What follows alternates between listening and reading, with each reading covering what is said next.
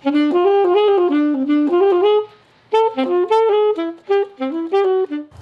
my name is Joshua Silva. I'm a senior at Tyler Lee High School. And in the grand scheme of things, my life has truly only been affected mildly throughout the pandemic of COVID-19. That my family has been lucky enough to keep their jobs, and that my mom has been able to put in overtime, same with my dad. My mom actually works for Regions Bank, and she works from start to finish every day getting people their PPP loans. There's been a lot of struggle with other families, and it's been nice to have this security at home.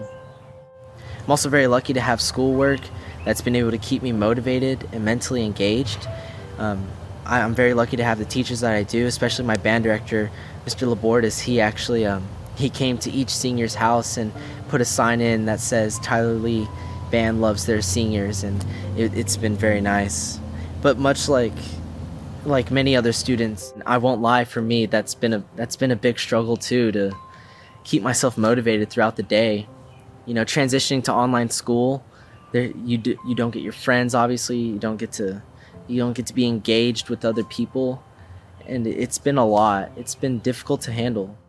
One of the upsides, on the other hand, though, is that I've actually been able to build my relationship with my younger sister, Emma. She's 6. So apart from being a high school student, I am also a first grade teacher as well, because each day we start at 8:15, we get going, we make our breakfast, we clean up, and once we're done cleaning up, we get started on our schoolwork, which is usually some English to start with.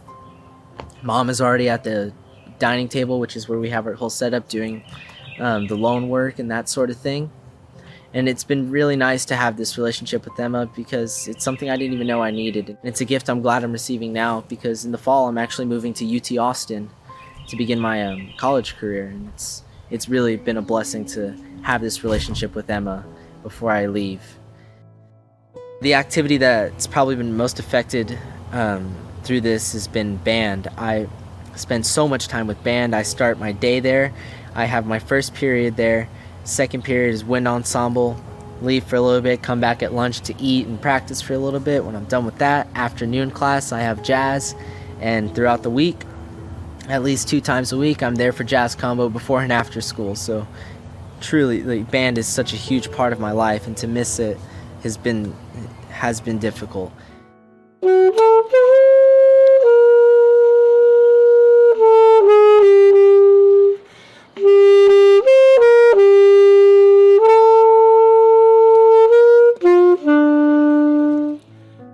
When you're in band in a program like Lee's, you're so focused on performing and on these pass-offs and trying to be prepared, not for you, but for everybody else.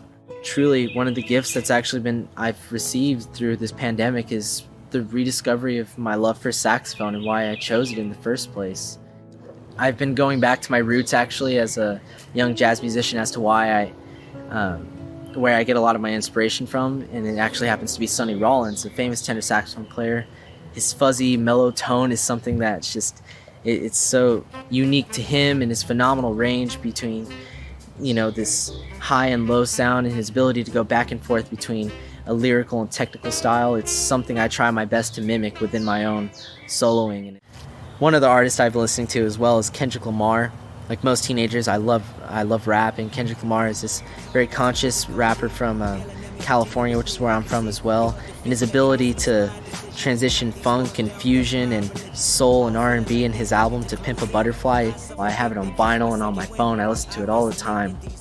He does this phenomenal job of explaining and showing to everybody, exposing the social injustices and just this political and social climate that we experience in America from his perspective. And it's really out of the norm in rap to see an album infused with so much jazz and soul. I was preparing for a small little solo within This Cruel Moon, a song by John Mackey. And during this piece, I have a small solo. It's not that big, but it's extremely exposed. And it has so much emotion within it. And I practiced, and each time I performed with my band, I could not get it down, and I was stressing. I was worried I wasn't going to be able to do it. I was afraid I wasn't going to be able to have this ready prior to our UIL competition in April. But given the situation that I'm in and with the pandemic, I've had so much time to just sit back and listen and understand what the music means and why, what he's trying to convey. There's no crowd. UIL's been canceled. I haven't given up on the piece. I've been listening to it a lot, and I've been able to play along with it in recordings. And given the time and appreciation that I can give the music that it needs, I've been able to put my heart into it and remember why I love music so much and the appreciation I have for it.